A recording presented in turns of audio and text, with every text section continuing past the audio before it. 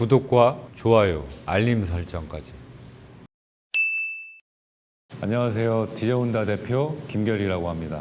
소비자들이 가장 많이 질문하시는 것 중에 하나, 아파트 공사를 진행할 시 바닥 마감재는 뭐뭐가 있는지, 그 종류에 따른 장단점은 어떻게 되는지에 대해서 얘기를 해볼까 합니다.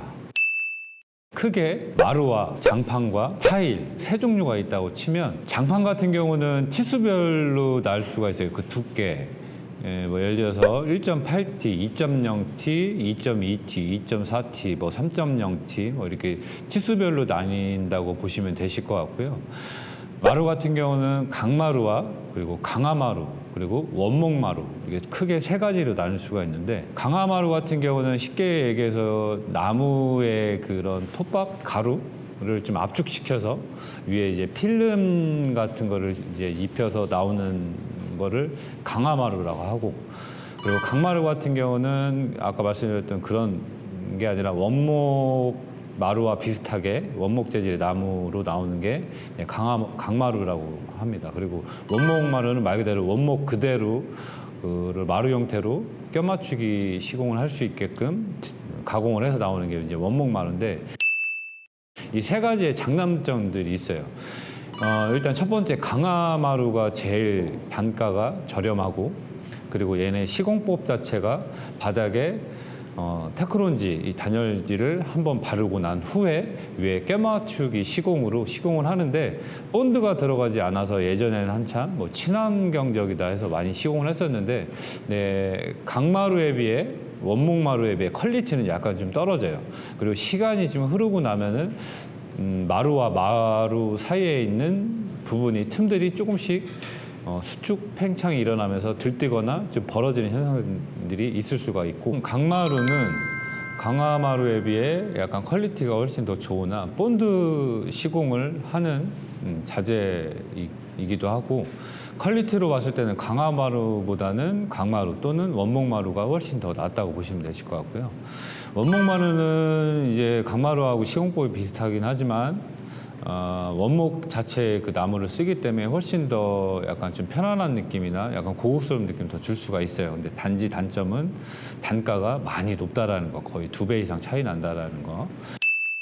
그리고 마지막으로는 타일이 있는데, 타일은 집에 까는 타일 크기가 대부분 한 600에서 600각 타일을 많이 시공을 하는데요. 폴리싱 타일과 포세린 타일이 있어요. 쉽게 두 가지를 구분하는 방법은, 광이 나는 타일을 폴리싱 타일이라고 하고, 광이 나지 않는 타일을 포세린 타일이라고 하는데, 대부분 아이가 있는 데는 포세린 타일로 하는 경우가 좀 많아요. 왜 그러냐면, 폴리싱 같은 경우는 물이 닿거나 하면은 좀 많이 미끄러울 수가 있어요. 그래서 아이들이 뛰어놀다가 물이 있는 데는 넘어질 수가 있으니 포세린 타일로 하는 경우가 좀 많고요.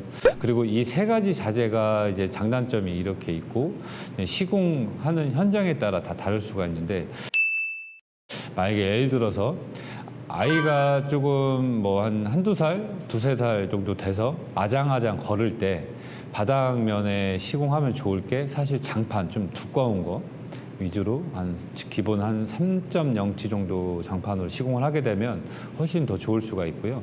그리고 강마루 시공 같은 경우는 이제 만약에 집에 애완견이 있거나 이런 경우에는 이제 그 강아지의 그 소변이나 이런 것들이 이제 그게 좀 이렇게 흡수가 될 수가 있어요. 그래서 이런 경우에는 장판 또는 타일로 하는 경우가 좋은데, 또 타일 같은 경우는 이제 타일과 타일 사이에 들어가는 매지 부분이 있는데, 얘네들이 조금 오랜 시간 이제 사용하다 보면 좀 때가 탈 수가 있기 때문에 타일로 시공하는 현장은 줄눈 시공을 좀 추천을 좀 드려요. 줄눈 시공 같은 경우는 약간 실리콘 재질의 약간 코팅면으로 될 수 있는 그 마감재이기 때문에 관리하시기에는 훨씬 더 편할 수가 있어요. 그래서 이 세 가지 중에 인테리어 업체와 상담을 잘 하고 그 집에 맞는 자재를 선택하시는 게 가장 중요하실 것 같아요. 이 트렌드라는 거는 참 이렇게 말하기 좀 뭐하지만, 인테리어 업체 측에서는 정말 똑같은 디자인들을 여러 현장에 많이 시공하는 경우가 좀 많아요. 소비자 입장에서 봤을 때는 시공된 뭐 어떤 이런 디자인들이나 마감재들이 처음이 시공하는 거기 때문에 소비자가 원하는 컨셉, 그 디자인에 따라 거기에 맞춰서 자재들은 초이스 하시는 게 가장 좋으실 것 같고요. 어떤 인테리어 업체들은 그냥 소비자가 원하는 컨셉과 디자인이 아닌 자기가 추구하고 원하는 디자인으로 시공하는 업체들이 많은데, 여기서는 크게 두 분류가 있어요. 정말 디자인을 잘하고 마감을 정말 잘하는, 정말 그래서 자기가 원하는 디자인대로 시공을 하는 업체가 있을 뿐더러, 반대로 약간 좀 날림공사하는 잡테리어라고 하죠. 그런 분들은 다른 마감재에 대해서 잘 모르고 자기가 알고 있는 마감재에서 시공을 하기 때문에 항상 똑같은 것들만 시공을 해요.